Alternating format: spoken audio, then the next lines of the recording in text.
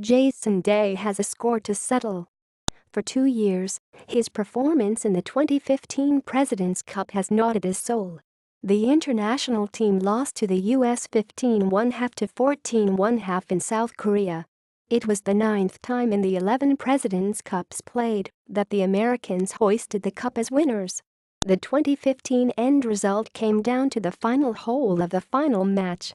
Anirban Lahiri missed a short putt, and Sang-Moon Bae chunked a chip.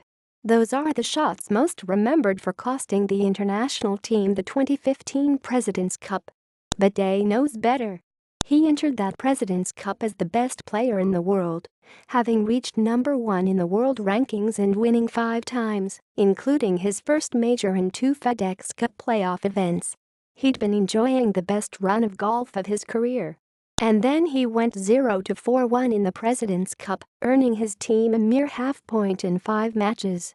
"I let the team down 2 years ago in Korea," Day said before Thursday's opening session began. "I didn't have a good President's Cup, and it was close. If I actually played well, we probably would have had a good shot at winning. I take the blame for that. I didn't play good. I was ranked number 1 on the team for a reason, and I didn't show up. So that was my fault, and I felt like I let the guys down a lot 2 years ago. I'm hoping that I can redeem myself this week. It would be nice to be able to get more than the points that I got back in 2015. Day, playing with fellow Aussie Mark Leishman in the anchor match Thursday, matched that half point he delivered in 2015 with his halved match against Phil Mickelson and Kevin Kisner at Liberty National.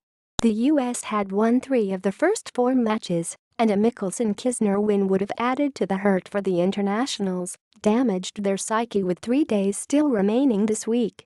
At this point, we have little idea how important that half-point Day and Leishman got out of that match. They trailed 3 down through only 6 holes, but it gave the internationals hope as they left the golf course Thursday night. Day and his fellow international team players trailed the US 3-1/2 to 1-1/2 through the first session.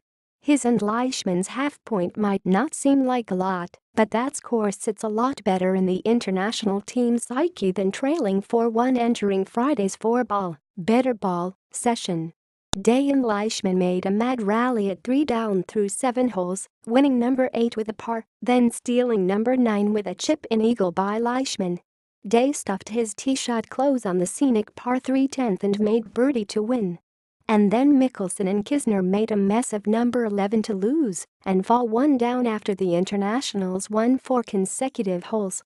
It wasn't a perfect round for Day. He gave away the momentum by hitting his tee shot on number 12 into the water.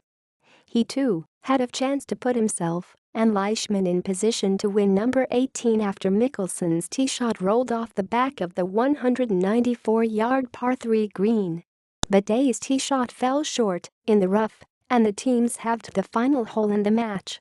But, considering recent history and the way this day had been going for the internationals, that halved match felt like a victory of sorts. "A half point is better than none," Day said. "Obviously, the last few holes wasn't the way we wanted to finish, but any point is like moving forward, even if it's a half a point.